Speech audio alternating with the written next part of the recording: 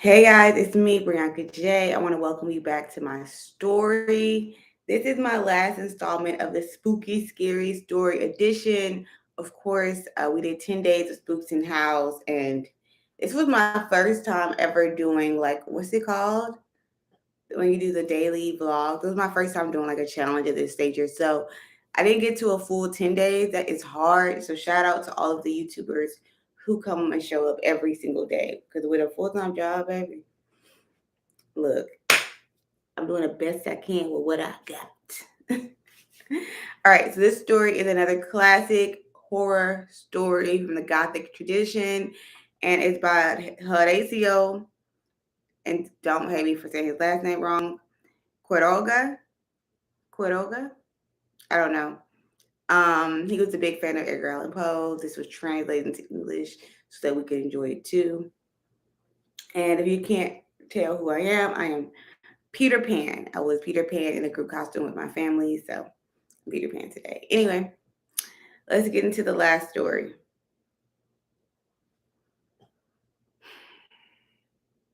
Their honeymoon was one long shudder. A blonde, angelic, and shy, the young, thin. Her childhood fantasies of being a bride had been chilled by her husband's stern nature. She loved him very much, even so, though sometimes with a slight twinge when, as they returned home from the streets at night together, she would glance up furtively at the impressive stature of her Jordan, who had been silent for the past hour. He, likewise, was in love with her, but never made it known. For 3 months they had been married in April. They lived in a singular kind of bliss. Doubtless she would have wished less severity in those strict heavens of love, a more expansive and spontaneous tenderness, but her husband's immovable manner would always hold her back. The house in which they lived affected her twinges and shuddering in no small fashion. The silent patio's whiteness, friezed columns, and marble statues gave the autumnal impression of an enchanted palace. Inside, the glacial brilliance of stucco and the totally bare walls reinforced the feeling of unpleasant cold. On crossing from one room to the next, the echo of footsteps reverberated all through the house, as if long years of neglect had sensitized their resonance. Alicia spent her entire autumn in this strange love nest, but she had determined to cast a veil over her dreams of old, and still lived in the hostile house, trying not to think of anything until her husband came home. It is no surprise that she grew thin. She had a slight bout of the flu, which dragged on insidiously for days on end. Alicia would never be healthy again. Eventually, she was able to go out one late afternoon into the garden, resting on his arm. Listlessly, she looked around from side to side.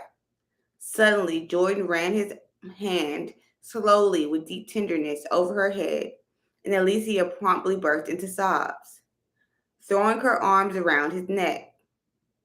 For a long time, she cried all her stifled fears out, wailing louder at Jordan's slight caress. Then her sobs began to subside, and she stood a long while with her face hidden against his neck, wordless and motionless. That was Alicia's final day out of bed. The next morning, she felt faint as soon as she awoke. Jordan's doctor examined her with the utmost thoroughness, prescribing complete bed rest and calm. I don't know, he said to Jordan in a lower voice on his way out to the street.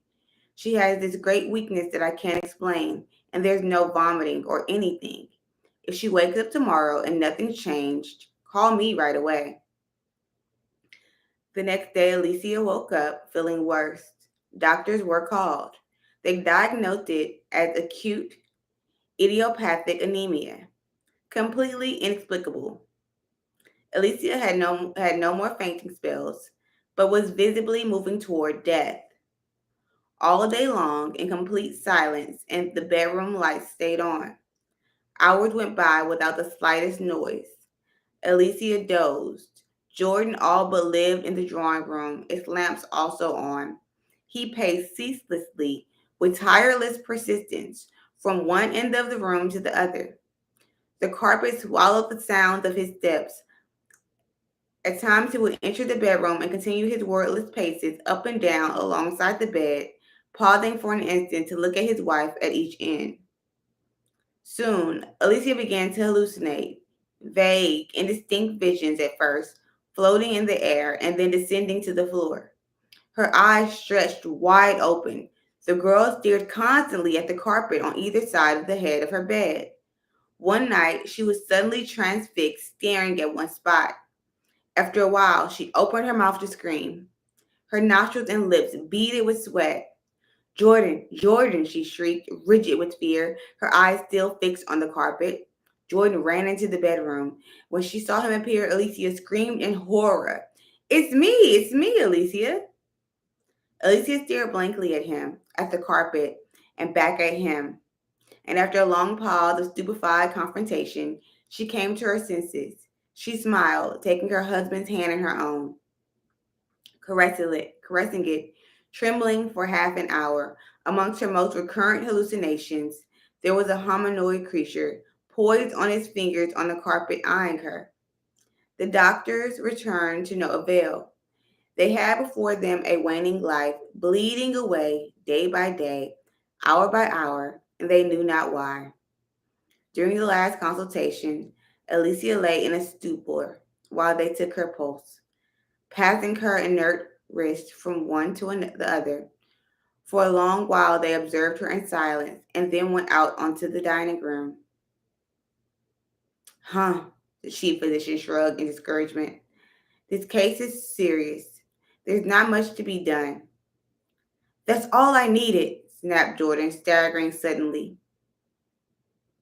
Alicia was ebbing away in anemic subfever, which grew worse in the afternoon but always let up somewhat after dawn. During the day, her illness did not progress, but every morning she woke pallid, barely conscious.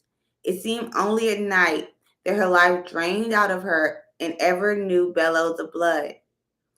Always, when she woke up, she had the sensation of lying collapsed in bed with a million-kilo weight on her body. Following the third day of this episode, she never left her bed again. She could hardly move her head. She didn't want her bed to be touched, not even to have the pillow plumped. Her crepuscular terrors made their advance in the form of the monsters that dragged themselves to the bed and scrambled up onto the bedspread. Then she lost consciousness. The last 2 days she raved ceaselessly in a feeble voice. The lights stayed on, their vigil illuminating the bedroom and drawing room. In the deathly silence of the house, the only sound was the monotonous delirium from the bedroom and the stifled thud of Jordan's eternal pacing. Finally, Alicia died. The servant when she came in afterward to strip the now empty bed, stared for a while in puzzlement at the pillow. Sir, she called to Jordan in a low voice, there are stains in the pillow that look like blood. Jordan approached the bed quickly and bent over the pillow. There indeed on the pillowcase, on either side of the hollow left by Alicia's head, were two small dark stains. They look like bite marks, the servant murmured after a moment of unmoving observation. Hold it up to the light, Jordan said.